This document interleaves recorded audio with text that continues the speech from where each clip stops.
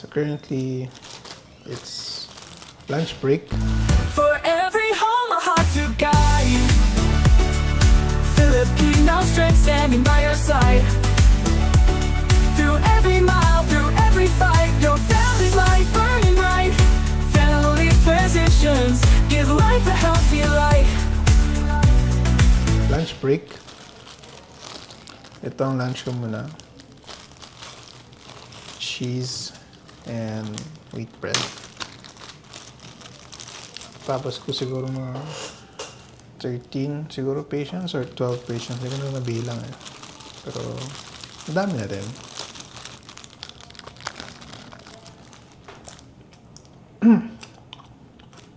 So, ano pag-usapan natin yan? Ano to?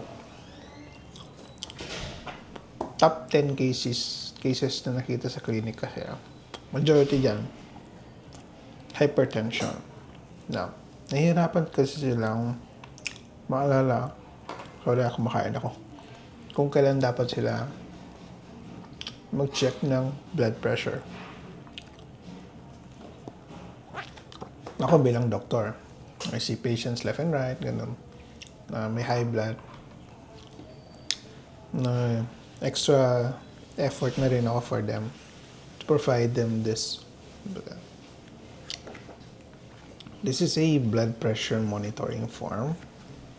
I placed here yung date, blood pressure, symptoms, and their signature to remind them kung every day you have to check your blood pressure. Sulat nila dito. And it's important that they practice self-efficacy. Kaya nilang gawin ito on their own without any reminder. Pero kung mas maganda rin sana, may reminder sila with their families or loved ones. They can do that to their phones.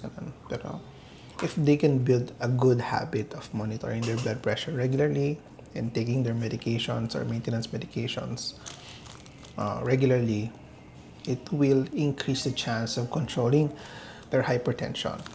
Now, why monitoring is essential? Because, let's say for example, ngayon, blood pressure niya ay 140s, 150s over 90, ganon. So, tumataas ang blood pressure niya. Currently, the patient is, let's say, all on losartan. Losartan kasi, usually yun yung binibigay na available sa RHU, first-line treatment, and ARB. We can also increase that, the dosage of losartan. Let's say nakikita natin na may trend after 3-4 days na tumataas ang BP. We increase the dose from 50 milligrams to 100 milligrams. Or let's say 50 milligrams so twice a day. Nag-increase tayo. Apparently, yun lang din, tumataas din yung number of pills na kailangan inumin ng pasyente. Now, we can also increase or change the medication depending on the patient's preference, tsaka kung sa'yo, mas maging effective siya. So, for me, in my practice, usually si losartan, kung hindi niya kaya ni losartan, I would increase the dose or change it to telmisartan. No? Si telmisartan naman, noted na mas mataas or mas matagal din ang effect niya sa treatment, though it has a price, pero its efficacy at saka yung mas magaling siyang makapag-control ng blood pressure compared kay losartan, yun naman ang pwede natin ibigay. Now, we can also increase the dose. Kapag ganun situation na yun, na nag-increase tayo ng dose, dapat may basis tayo. Hindi lang yung basta pinalitan lang natin yung gamot ng pasyente. That's why meron dapat to. Kasi nakikita ko dito, kung let's say 2-3 days na tumataas yung blood pressure, yun, you have to change the meds, you have to adjust, we have to increase the medications, and that will ultimately advise the patient na makakaintindi siya na, ay, o nga pala, nakita ni doctor, nagbabago yung blood pressure ko. That's why nag-change tayo ng gamot. Hindi lang basta-basta. Okay?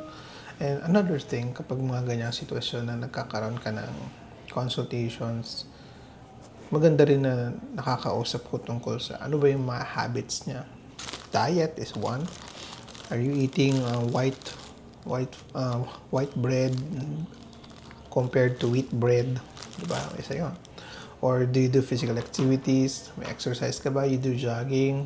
You do brisk walking? Ano, yung mga dapat na nabibuild during the follow-ups. And that's why it's important to have a follow-up for patients who are diagnosed with lifestyle diseases. Now, hypertension is a lifestyle disease. That's why medyo hands-on ako sa mga patients ko sa mga ganito.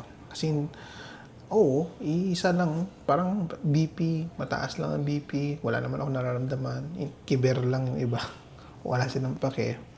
Pero sa akin, mas gusto ko na may pake tayo. Kasi, kapag hindi na-control ang high blood, pwede yan umabot sa atake sa puso, pwede rin yan umabot sa stroke, pwede rin umabot yan sa pagkasira ng kidneys.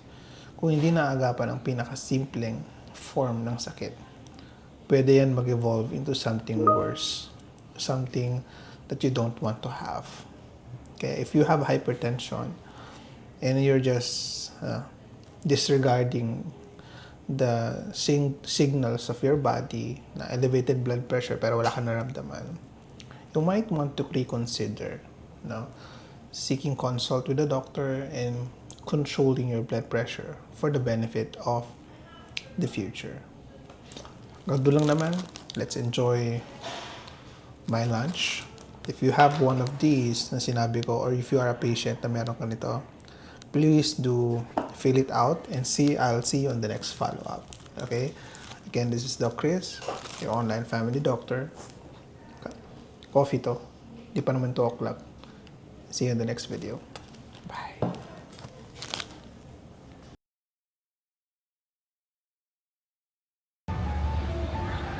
Hi. Hello. So, nandito na kami sa Ano pangalan nito? Merdeka Square. Merdeka Square.